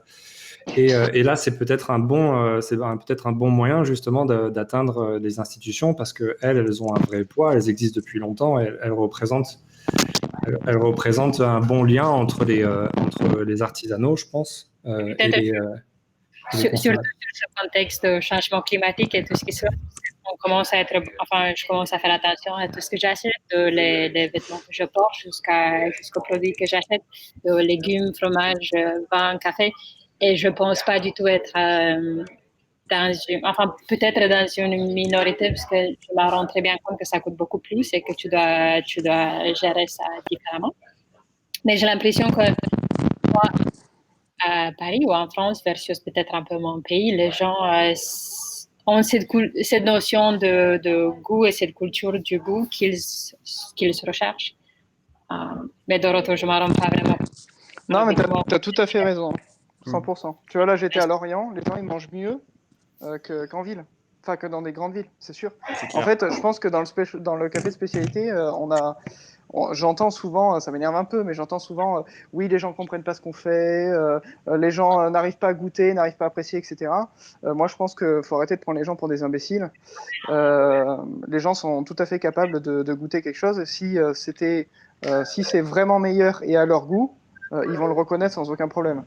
Donc, je pense que voilà, Mireille a raison. Et les gens, alors à échelle différente, mais ils vont chercher de plus en plus à apprendre des choses meilleures et se poser de plus en plus de questions. À nous, dans notre façon de travailler et de communiquer, de nous rendre lisibles pour que ces gens-là s'intéressent à ce qu'on fait. Quand des gens s'intéressent pas à ce qu'on fait, c'est pas la faute des gens. C'est notre faute à nous. Ça veut dire qu'ils ne comprennent pas ce qu'on fait. Donc je pense qu'on a une grosse autocritique à faire dans le café de spécialité sur ce sujet. Totalement. Le discours qu'on utilise, parce que si je peux observer quelque chose sur le peuple français du pays que je suis là, c'est que les Français n'aiment pas du tout qu'on leur parle de haut. Et du coup, j'ai l'impression que de temps en temps, dans le café de spécialité, j'entends des discours où on t'explique comment comment comprendre la vie, comment comprendre le café. On éduque et on n'est pas vraiment dans le partage. Et je pense que dès qu'on est dans le partage, les gens sont ouverts. Et même s'ils ne sont pas ouverts, ils se disent oh, c'est n'importe quoi, pourquoi c'est n'importe quoi, et puis il y a une conversation. C'est vraiment l'erreur qu'on a fait en, je pense, 10 ans, c'est de vouloir être trop dans l'éducatif quand tu parles à des gens qui n'y connaissent rien. Même moi, hein, je me vois encore partir dans des explications avec des clients qui s'en foutent des explications de process, de trucs, et après de devoir dire le café, ça a ce goût, ce goût, ce goût, ce goût. Trop compliqué, faut sortir de ça et faire penser, faire croire aux gens que le café c'est compliqué. Non, c'est pas compliqué. C'est super méga simple. Tant que tu as du bon café et de la bonne eau, tu as déjà fait 95% du travail. Voilà. Et après, c'est s'appliquer un petit peu, mais je pense qu'en France, on a assez de culture en cuisine, même de mon niveau qui est complètement nul en cuisine, est capable de comprendre que si tu t'appliques un peu et que tu as des bons produits, tu es capable de faire quelque chose de bon. Clairement. Donc à partir du moment, c'est que, comme dit Mihaela, tu es dans le partage et pas dans l'éducatif, la pédagogie, tous ces trucs-là, où c'est trop compliqué pour des gens et ça les intéresse pas, ils viennent pas dans un coffee shop pour avoir un cours malheureusement. Ils viennent pour avoir une petite expérience et un bon café. Donc si tu es là, même s'ils l'ont demandé parce qu'ils comprennent pas et que tu les saoules pendant 15 minutes sur un truc, je pense que tu les perds à ce moment-là, quoi. Bah, Clairement. c'est exactement. Pour moi, l'analogie, elle est facile entre le bon café et un parc d'attractions. Pour moi, un bon café, c'est Disneyland. C'est-à-dire que ce qui se passe derrière en coulisses, c'est compliqué, c'est un métier. Par contre, la personne qui vient ne s'en rend Totalement. jamais compte. Totalement. Tout est facile. Tout est facile. Et de la bonheur, finalement. L'expérience, les gens, quand ils veulent boire un café, il faut que ce soit simple. Oh. Il y a eu un couac de communication. Mais ouais, effectivement, enfin, vu dans ce sens-là, c'est simplifier un peu la chose. Je m'en rends compte aussi dans mon activité personnelle, en fait. Il y a un manque à plusieurs niveaux de communication et de compréhension qui est clair. Alors après,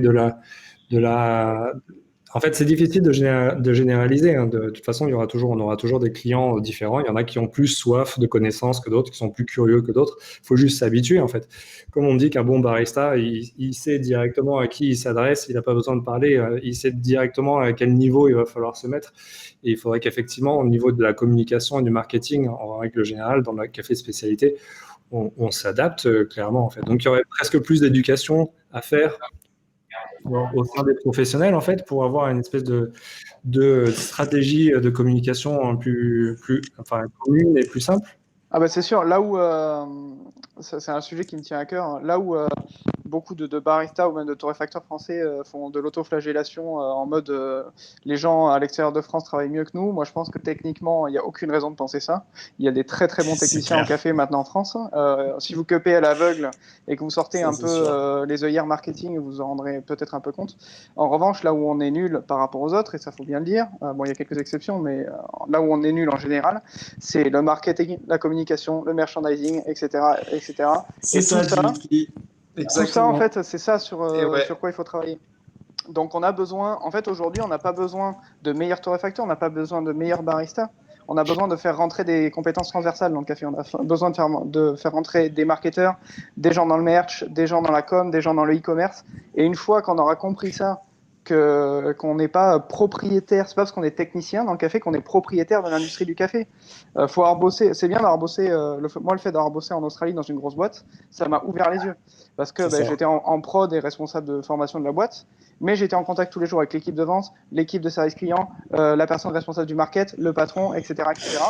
Et ça vous fait vous rendre compte que les gens en prod, c'est pas eux les plus importants. Hein. Pas du tout. Pas du Et tout. c'est là où on peut remettre quand même une médaille à Belleville pour le marketing. Clairement. Ah oui, grave. Clairement. Mérité, hein. Les yeux fermés. C'est exactement c'est exactement ce que j'allais dire, en fait. C'est que, en fait, il y a quelque chose que je remarque aussi, c'est que, enfin, c'est comme ça, hein, de toute façon, où que ce soit, en fait, dans le café spécialisé, comme dans d'autres domaines, il y a quand même de la compétitivité, de la concurrence. Donc, en fait, On entend souvent, en fait, on peut se critiquer, et puis à la limite, ça fait partie du métier, c'est pas grave. Mais en fait, ce que j'adore aussi, c'est qu'on puisse dire bah, bravo, en fait, parce que vous êtes super fort dans tel ou tel domaine. Et ce que tu viens de faire, Aurélien, justement, là, c'est super. Et en fait, Mais faut être justement, le constructif, fait en qu'on fait, se dans ce fasse qu'on des dit, quoi, retours c'est tout, hein. positifs, waouh! Faut être constructif, en fait. Ouais, C'est certes, tout. certes, certes. Mais en fait, Faut savoir c'est aussi reconnaître très quand les constructif gens et font les choses bon bien. esprit de dire, bah, en fait, vous êtes super fort. Bah, ouais, Ah, merci. clairement. Mais ça, c'est parce que je pense que une des choses parce que je peux parler de Belleville en dehors de Belleville également, parce que j'ai gardé quand même la tête de employé toujours. Et je pense qu'une des choses que David a bien fait au départ, c'est qu'il a eu une vision assez claire et il a compris que c'est du storytelling ce qu'il doit faire. Et du coup, à force d'avoir cet homme qui passe avec ces deux choses claires en tête, bah, les choses commencent petit à petit de se mettre ensemble. Et moi, j'étais beaucoup plus sur le côté, dans les choses sont comme ça, c'est carré, tu dois faire attention à ça, tu dois connaître tout, etc. Je me rends compte que ça aide la personne. Mais essayer, je ne sais pas vraiment comment le dire en français, mais j'ai l'impression qu'il y a des vérités très profondes qu'on peut dire beaucoup plus facilement dans une histoire que si je te le dis juste comme ça. Parce que j'ai besoin de te charmer avec plein d'autres choses et à la fin, tu es complètement relaxé, tu es complètement ouvert et tu es complètement dedans. Et là, je peux dire, bah voilà pourquoi on l'a fait. Plutôt que juste de dire tout de suite, faut pas consommer ceci, faut pas consommer cela, etc. Bah, pour moi, là où vous êtes fort avec Belleville, c'est que pour moi, le marketing, en fait, le lien marketing-production, marketing com et production dans une entreprise, c'est que surtout que nous, on vend un produit que les gens peuvent pas goûter avant d'acheter, à moins qu'ils connaissent déjà votre marque. Mais quand on va conquérir vos clients, que les gens, on va leur proposer une avec la manière dont on communique, notre packaging, etc. Et vous, là où vous êtes fort avec Belleville et là où ça marche, c'est que la promesse que vous proposez, elle est tenue. Et c'est ça, en fait, où souvent il y a des gros décalages en France, c'est que des fois, il y a des boîtes qui mettent des moyens marketing, Totalement. etc., qui ne tiennent pas leurs promesses. Et des fois, totalement l'inverse. Des gens qui ont des marketing et des packaging un peu tout pété. Par contre, si d'aventure vous prenez le paquet et que vous goûtez, vous faites « Ah ouais, les gens, ils savent travailler derrière ». Et en fait, une fois qu'on aura réussi à équilibrer ça, là, on pourra faire des trucs cool, je pense. Après, comment ça, au moins pour les assemblages, parce que je pense que le marketing il est le plus fort sur les assemblages, quand je fais le contrôle qualité, je me demande si ce que je goûte comme l'histoire qu'on vend. Genre, oui, ça goûte bien. Et ça, c'est la chose la plus difficile où j'ai mal avec mon équipe. C'est de dire, OK, oui, c'est bien torréfié. Oui, c'est cool. Oui, tu aimerais le boire. Mais c'est pas juste versus l'histoire que Scoblen vend derrière. Ce n'est pas ce qu'on raconte. Et si ce n'est pas ce qu'on raconte, ça peut être extraordinaire, mais ce n'est pas la même chose. Et du coup, c'est une des choses qu'on le fait.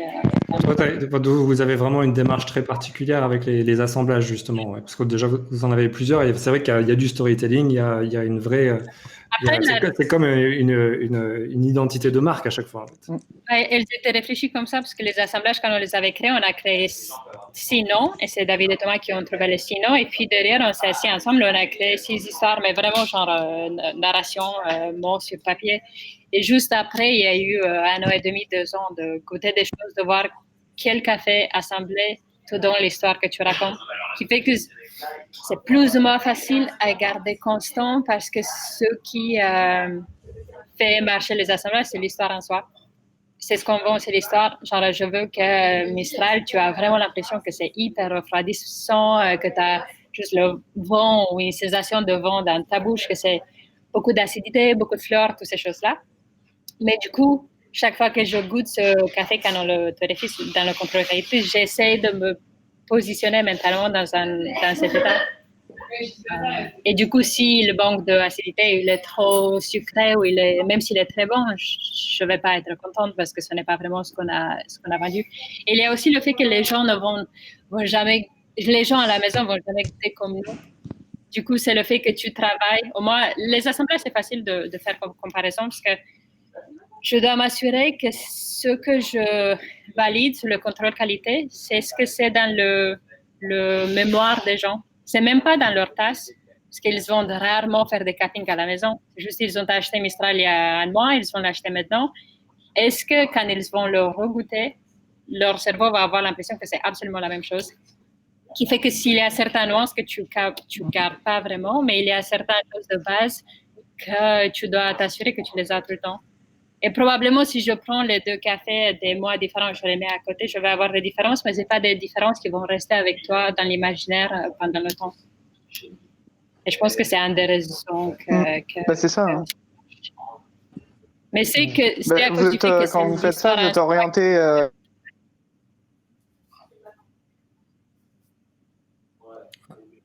Alors. Je ne sais pas si on a reperdu Dimitri, c'est possible. Mais c'est super intéressant en fait ce travail. Et parfois on parle même d'art de l'assemblage, donc c'est vraiment quelque chose d'assez profond. Et donc et là c'est avec l'angle du marketing aussi. Je reviens très vite fait. En fait, il y a une question qui avait été posée par Ella de mémoire dans le chat, qui demandait en fait si vous pensez qu'aujourd'hui les torréfacteurs français vendent bien à l'étranger. Et est-ce que justement, en fait, moi je voudrais lier ça avec ce thème du marketing. Est-ce que justement, si on avait un meilleur marketing, est-ce qu'on pourrait avoir une place beaucoup plus importante à l'étranger finalement? Totalement. Ça va de pair. D'accord. Et oui, je pense que vraiment on n'est vraiment pas assez fort en marketing global de marque. Tu regardes ailleurs, en Australie où moi j'étais, Seven Seas où j'ai bossé, ou alors tu prends d'autres aux États-Unis, Go Get Them Tiger, Go Get M Tiger, désolé pour mon anglais, c'est pourri. Ils sont ultra, ultra, ultra forts en com. Et ils arrivent à vendre beaucoup plus que nous à l'étranger grâce à ça. C'est clair, parce qu'ils ont une image de marque qui est 10 fois plus forte que la nôtre. Et quand j'étais en Australie, j'ai vu du Belleville. J'ai vu du Belleville à Artificer à l'époque. Et bah voilà, ils se sont dit, ils en ont acheté. C'est pour eux, dans leur tête, Belleville, c'était la torréfaction en France. Le seul torréfacteur de spécialité en France. Mais s'il y en avait plein d'autres, mais s'il y en avait un, bah, c'était lui. Voilà, la force du marketing. Ouais, le travail de fond. Ouais. Clairement. Est-ce que, alors Dimitri est sûrement en chemin pour nous rejoindre une nouvelle fois. Il y a peut-être quelque chose qu'on n'a pas abordé encore, en fait, parce qu'on parle de. On va pas rester très très longtemps encore, parce que ça fait déjà, on a déjà dépassé l'heure. Mais je crois qu'il y avait un thème en particulier qui était cher aussi à Dimitri et je pense que c'est important, c'est la formation. Parce qu'on a parlé de reconnaissance, mais c'est difficile en fait d'avoir vraiment un métier reconnu alors qu'il n'y a pas vraiment de formation officielle. Alors déjà la question, est-ce qu'on en a besoin d'une et de deux, en fait, il y a quand même des organismes de formation, ça c'est pas le problème. Et puis en plus, voilà, ils sont quand même reconnus. Mais si vous aviez des envies pour le futur au niveau de la formation, des besoins, enfin, comment vous voyez ça en fait pour les gens qui voudraient maintenant se mettre dans le métier? Est-ce que sur le tas, ça restera toujours la meilleure formation? J'ai l'impression que c'est le genre, au moins la façon que je le fais, que c'est le genre de métier que tu apprennes à l'ancienne en étant le disciple d'un maître. Après, c'est aussi le fait que ma formation est de musique classique. J'étais le disciple d'un maître toute ma vie depuis que j'avais 9 ans. Du coup, c'est un scénario qui me va personnellement très bien. Après, je pense que c'est le fait que tu ouvres ton propre compagnie et tu as besoin au moins d'avoir une compréhension de ce que ça donne torréfier.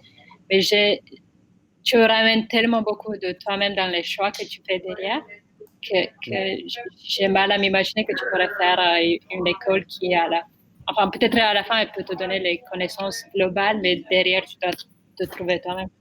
Pour moi, il y a quelque chose qui est Mais important. alors, parce que tu parlais de la musique, dans la musique, ouais, vas-y. Pardon.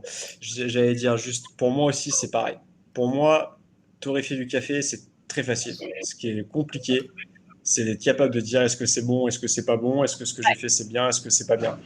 Et construire un palais, eh ben, c'est pas donné à tout le monde. Moi, je vais raconter l'histoire que j'avais à Moxa, qui était genre dans mes premiers jours où Sadri me fait goûter 3 espressos. Il me demande qu'est-ce que ça a comme goût. Et ben, je lui dis premier café, ça a le goût du café. Deuxième café, ça a le goût du café. Troisième café, ça a le goût du café. Génial. Parfait. Bon, tu vois de où on part. Et en fait, après, il faut arriver à construire cette palette de goûts. Et ça, je suis désolé, mais c'est pas en une semaine que tu peux l'apprendre. C'est même pas en un an que tu peux l'apprendre. Pour moi, un an, c'est pas du tout suffisant pour arriver à être capable de faire ça. Il faut, je pense, des années de construction de palais. Il y en a peut-être qui ont la chance de bien manger avant d'être torréfacteurs, où ils ont une sensibilité au goût qui est plus grande que la mienne.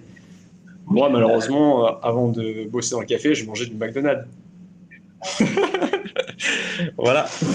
Vérité, hein. Tu viens de loin. Honnête. Oui, mais alors, pour le coup, en fait, il y a quand même, si on fait le parallèle avec la musique, mais avec aussi d'autres artisans, en fait, il y a, bon, pour la musique, il y a le conservatoire, et puis on peut avoir des profs personnels, mais après, au niveau il y a aussi un statut d'apprenti pour d'autres artisans, je sais pas, en fait, enfin, pour plein de choses.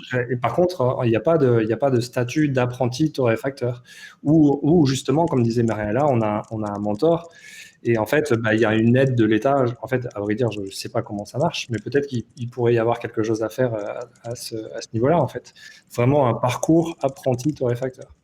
Ouais. Après, pour moi, ce parcours serait faire des campings avec quelqu'un qui a un super palais. Genre, je suis vraiment d'accord que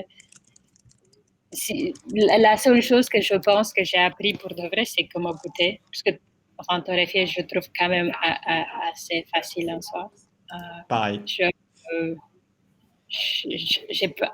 Souvent, j'entends des gens me dire qu'ils sont plein de changements, qu'ils attaquent leur coupe avec plein de choses, ou j'appelle David et je lui demande si je fais un métier nul, parce que moi, j'essaie de faire le moins de choses possible pour qu'il joue ce sous-sol, si possible. Si je n'ai pas le touché, c'est tellement d'accord avec toi. Tellement d'accord avec toi, c'est dingue. C'est trop, ouais. C'est ça. Trop ça. Après, j'utilise mon nez, donc j'ai appris des odeurs que je recherche et j'essaie de calibrer mon nez avec ce que je goûte sur la table et puis regarder les courbes.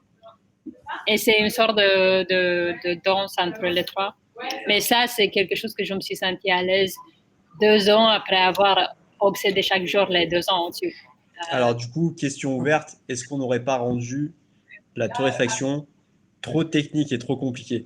Parce qu'au final, quand tu regardes les anciens qui torréfient au nez avec la carotte, là, bah, eux, c'est pareil en fait. Ils font au goût, ils font au nez, ils font sur des années, des dizaines d'années, des décennies, des centaines d'années d'expérience Bah, je pense de que torréfaction et ça marche pour leurs clients. Je pense que je suis d'accord avec toi. Je pense que en fait, ça a été assez. Je vois quand je forme des torréfacteurs, un truc comme ça, l'arrivée des data, etc., des courbes, etc., était vachement mal exploitée et mal comprise. C'est-à-dire que ce que nous permettent les nouvelles technologies d'avoir des courbes, etc., ça nous permet pas de faire du bon café. Ça nous permet de pouvoir répéter ce qu'on fait. Ça nous permet a posteriori de pouvoir analyser ce qui s'est passé en corrélation avec le contrôle qualité gustatif, je dirais même après. En revanche, c'est pas parce qu'on torréfie avec des courbes, etc., qu'on est qu'on fait une belle courbe que ça va être bon. Aujourd'hui, surtout les jeunes torréfacteurs à fond branchés data.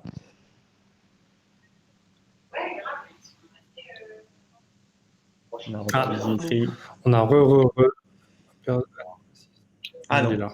Ah si. Ouais, oui, alors il y a une demande, oui, comme tu dis, des jeunes torréfacteurs, mais il y a aussi, en fait, du coup, les équipementiers produisent de plus en plus d'outils aussi dans ce sens-là, en fait, parce que Après, Ben, c'est intéressant. Dimitri, En fait, on en a besoin de ces outils, mais ça apprend pas à queuper, quoi. Faut queuper, quoi. Queuper, faut C'est le meilleur truc numéro 1 du torréfacteur, une c'est de fois savoir par queuper. jour, 2 fois par jour.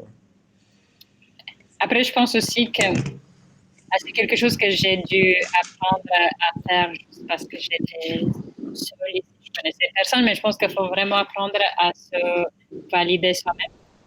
Parce qu'à force de ne pas se valider soi-même, c'est très difficile d'essayer de trouver de la validation dans la complexité des choses qu'on fait et il y a rien de très si complexe derrière.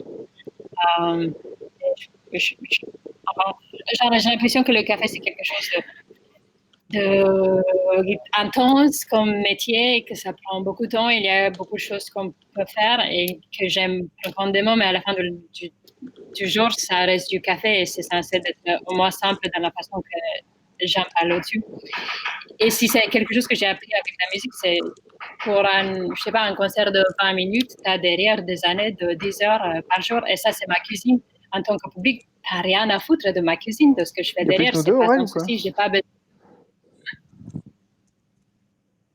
Tu m'as parlé? Ouais. On entend les autres ou c'est moi? Ah, c'est bon. Non, c'est toi. C'est toi. Ouais.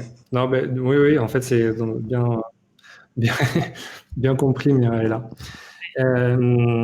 Ok. Est-ce que vous avez enfin, c'était ultra complet. Il y a eu des petits problèmes de communication et de connexion, mais dans l'ensemble, c'était très riche comme conversation. Et ce que j'ai retenu quand même, en fait, c'est que on sait ce que c'est que le métier de torréfacteur, que s'il y avait besoin d'une reconnaissance, ça serait déjà entre soi et entre torréfacteurs artisanaux pour essayer de faire avancer le, le café spécialité en règle générale et plus de communication peut-être donc créer ces moyens de communication. Corrigez-moi si je me trompe, mais c'est là où vous essayez d'être actif aussi en créant des groupes de discussion. Comment est-ce qu'on peut vous rejoindre?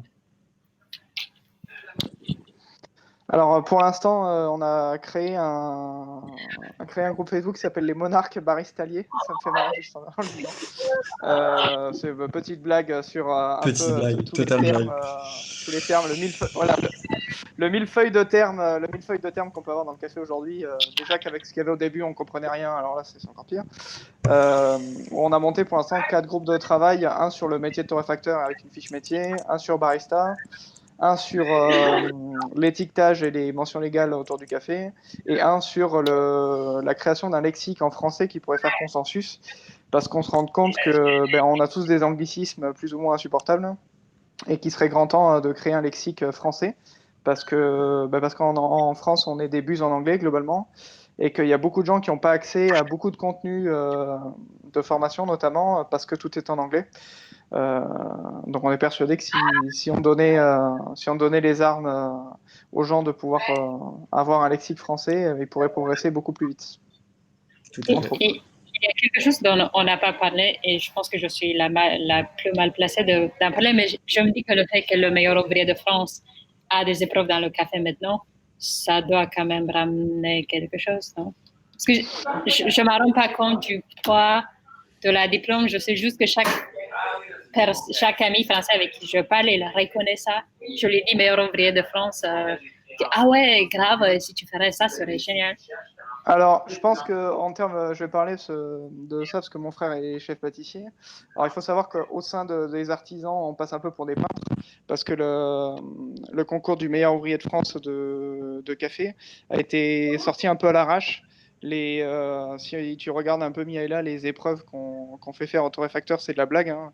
Il faut faire de la menuiserie. Voilà, faire de la menuiserie pour faire un stand pour exposer tes cafés. Sortir la scie et hop, la perceuse. On y va, on fait un stand. Mais ça, c'est plutôt pour la reconnaissance du public de ce pour terme. le public, oui, c'est évident. Après, je pense que ça prendra quelques temps avant de prendre de la vitesse et je touche du bois. J'espère que d'ici là, on aura réussi quand même à proposer quelque chose de professionnel. Parce qu'en dehors du public qu'on a à conquérir, je rappelle aussi que dans beaucoup de restaurants, alors à Paris ça commence à s'améliorer, mais dans beaucoup de grands restaurants français, il y a encore des industriels qui pullulent en termes de café. Pourquoi ? Parce qu'on n'est pas reconnu par l'hôtellerie-restauration comme des gens professionnels. Donc c'est clair que c'est un rendez-vous manqué pour moi, le MOF. Là, on est vraiment passé pour des peintres. Mais tu sais, et j'ai parlé avec des chefs étoilés du sujet. Tu penses que c'est parce qu'on n'est pas reconnu ou c'est parce qu'on ne vient pas avec des contrats si intéressants que les industriels? Oh, les deux. Je pense que c'est vraiment les deux. Vraiment les deux. Parce qu'effectivement, il y a du lobbying. J'ai parlé avec des chefs étoilés, ils te disent ouais, je travaille avec eux, mais je paye pas mon café. Ouais. Et puis les gens font pas la différence, donc je m'en fous. Sauf que au bout d'un moment, en fait, il va falloir faire en sorte de se présenter comme une évidence. Parce que quand on se présentera comme une évidence, ils n'auront plus d'autre choix. Là, on leur laisse encore le choix. Là, c'est aussi le fait que as besoin de payer, enfin, si tu prends pas une machine automatique, tu as besoin quand même de payer un barista à faire ton café. Donc, tu ajoutes un employé que pour le café. Du coup, si tu t'en fous du café, tu peux être chef étoilé. Tu n'as pas l'intérêt de payer une équipe Ah quelqu'un de plus. les restaurants, moi, je pose que des machines automatiques. Ok. Ouais. Comme ça, je cherche même pas à comprendre parce que soit ils ont un réel désir de passer à la manuelle directement et tout, et pour moi, dans mon expérience, c'est rare. Et même s'ils ont ce désir-là, sur le moyen terme, ça va commencer à les gonfler parce que c'est des contraintes supplémentaires. Comme en cuisine, hein, moi je leur dis à chaque fois, vous avez le choix. Hein. Si c'est des machines automatiques, tu as besoin de torréfaction beaucoup plus. Et du coup, ils vont voir une différence. Moi, je suis pas d'accord sur ce sujet, moi, Okay. mais je fais les mêmes torréfs pour les machines auto, exactement pareil. Et à chaque fois que je vais régler des machines auto, j'y vais au réfractomètre. Et même avec des extractions de 8-9 secondes, j'atteins des taux d'extraction qui sont super cool. Donc, Et en goût, tu es content en laissant le réfractomètre à côté. Ouais, franchement, après, il ne faut pas prendre toutes les J'ai pas assez marques d'expérience, de machines auto ne sont pas. Je ne sais pas. Toutes les marques de machines auto ne marchent pas. Hein. Pour le café torréfié un peu plus légèrement, ça c'est sûr. Pour moi, je ne vais pas citer de marque, mais pour moi, il n'y en a qu'une qui fonctionne bien. Mais ça marche super bien. Hein. Ça marche super bien. J'ai beaucoup. La connexion, elle n'est pas super avec Dimitri, malheureusement. Mais bon, je pense qu'on a quand même entendu Ah ben, il revient, il repart. Écoute, Mirella, tu as lancé un débat là avec les. Après une heure et demie. Mais ceci dit, le MOF, c'est vrai, tu avais tout à fait raison. Hein, on parlait de reconnaissance du métier et on ne l'avait pas abordé jusque-là. Donc, c'était quand même quelque chose qui était mis en place a priori dans cette idée-là. Après, est-ce que la première version était la bonne? Et clairement, il va falloir améliorer certainement pas mal de choses et que, encore une fois, que ça serve pour la reconnaissance du métier, que ce soit avec les clients. Mais j'ai envie de dire, c'est important aussi, et on le voit là, en fait, c'est important que ce soit reconnu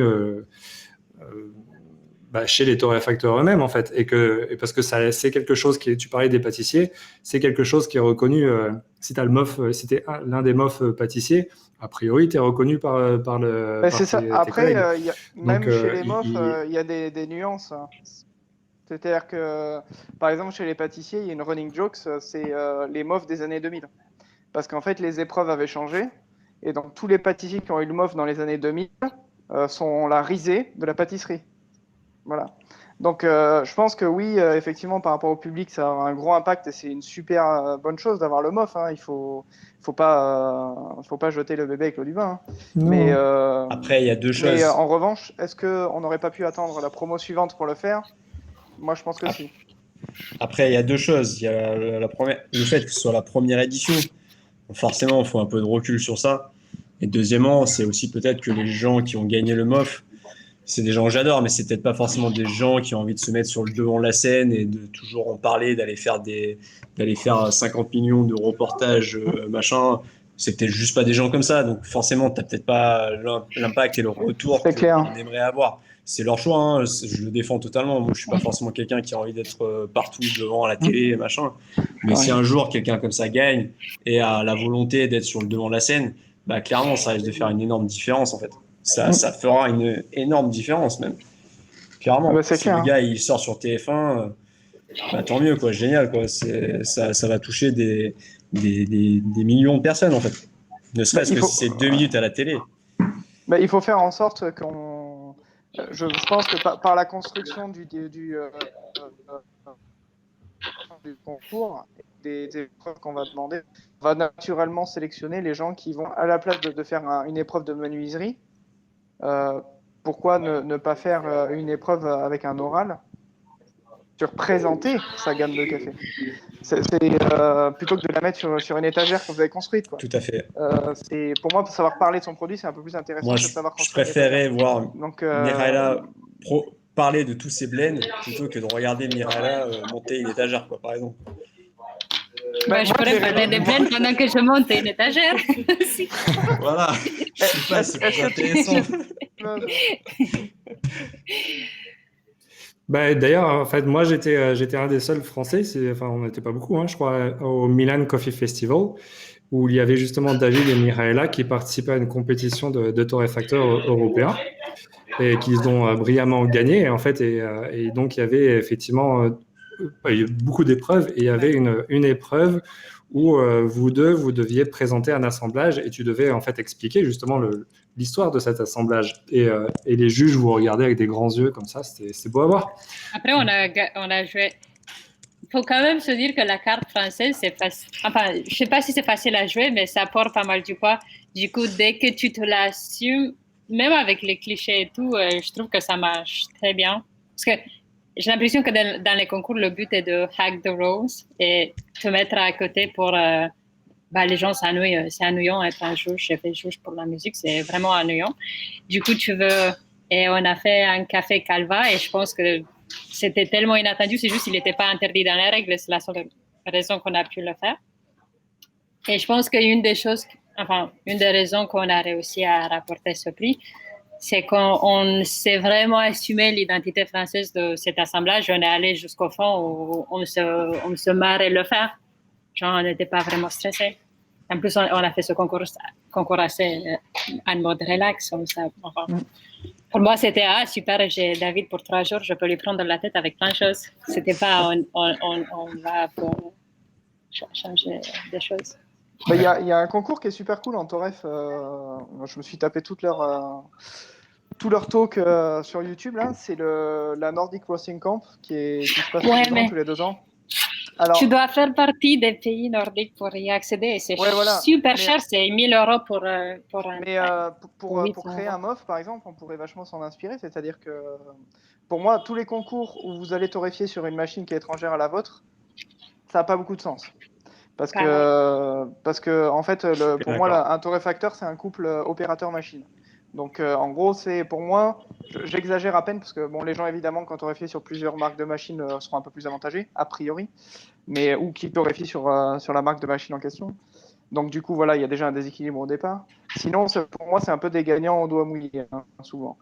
Donc, bref, on va pas épiloguer là-dessus, mais le truc, c'est que si on pouvait avoir ce genre de modèle un peu plus simple, c'est-à-dire que vous donnez le même café, un café mystère aux gens, où les gens doivent analyser le café vert, le trier, le torréfier, trouver un profil, le torréfier et donner une certaine quantité. Donc, pour la première note et une deuxième note, où ensuite vous passeriez devant un jury de professionnels de café, ce qui n'est pas le cas du MOF aujourd'hui, je le rappelle. Dans tout le concours, dans les juges, il y avait un professionnel du café. Tous les autres, c'était des gens des cocktails. Voilà. Donc, vous passez devant un jury pour ensuite appuyer vos choix, montrer votre courbe, pourquoi vous avez fait ça, pourquoi ça a du sens dans vos contraintes. Vous avez une deuxième note qui vous est attribuée, et de là, on choisit les gagnants selon le contingent. On choisit les gagnants du MOF, quoi. Ça a quand même beaucoup plus de sens que d'aller sur une machine étrangère. Enfin voilà, c'est des choses qui sont pour moi plus simples, mais bon. Si on trouve un sponsor pour le café vert, on peut l'organiser nous-mêmes. Bon, ça se fait. J'ai déjà demandé à Belco pour ce genre de choses. Belco, ils sont chauds. Wow, l'info est lancée. Ok, bon, on va devoir s'arrêter parce que sinon, en fait, on va se retrouver avec on va passer la soirée encore jusqu'à l'heure du dîner et ça va faire une vidéo de 3 heures. Je vais devoir faire une trilogie sur YouTube là. J'étais pas loin de sortir un bureau là. Ouais, c'est clair, c'est l'heure. Et puis j'ai bien aimé en fait le couple torréfacteur du coup. C'est un peu comme le jockey et sa monture en fait. Donc l'un ne va pas sans l'autre. Je suis plutôt d'accord aussi. Genre moi demain, si on me met sur une autre machine et on veut me juger sur demain, je suis nulle mais à chier. Ça va me prendre au moins 2 jours pour me calibrer, pour goûter ce que je fais. 2 jours, c'est bien.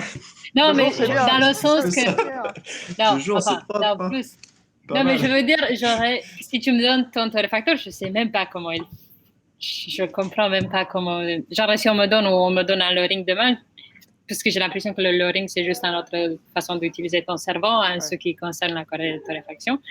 Du coup, je saurais même pas d'où commencer. Sauf si j'ai quelqu'un qui m'explique comment eux, ils se font, je goûte ce qu'eux, ils se font, et puis j'utilise ça comme base. Enfin, 2 jours, je l'ai dit comme à tout en français, tout le monde me dit à tout et ils reviennent après 3 semaines. Donc mes 2 jours étaient dans le même esprit. Après, c'est clair, j'ai torréfié sur pas mal de marques de machines maintenant. Et à chaque fois, tu n'as pas l'impression de retourner à zéro, mais pas loin, parce que tout change. C'est pour ça que pour moi, il n'y a pas de... Il n'y a pas de telle machine est meilleure que celle-là, etc., etc. Pour moi, c'est est-ce que la machine correspond à la personne et correspond à ce que tu veux en faire avec. Totalement. Et ça, ce truc-là, c'est vraiment important. Je suis bien d'accord. Très bien. Bon, c'était une belle discussion qui venait du MOF, donc du coup, je suis content qu'on l'ait eu. Ça a bien enrichi le débat, du coup. Et alors, je suis désolé, mais alors là, c'est bon, quoi. C'est fini. Et il va falloir continuer la conversation ailleurs ou alors une autre fois. Hein. Enfin, de toute façon, n'hésitez pas si vous voulez continuer sur un thème en particulier ou pas. Enfin, évidemment, ça peut être fait ici si vous le désirez, évidemment, clairement. Enfin, en tout cas, moi, j'ai pris mon pied et je pense que les gens qui nous écoutaient là aussi, et j'espère que c'était intéressant pour vous aussi. Tout à fait. Oui. Super intéressant. Merci beaucoup. Super. Merci. beaucoup. Bonne Merci soirée. à vous trois. Salut, Allez. bonne soirée. Ciao, ciao. Ciao. Nice. Ciao.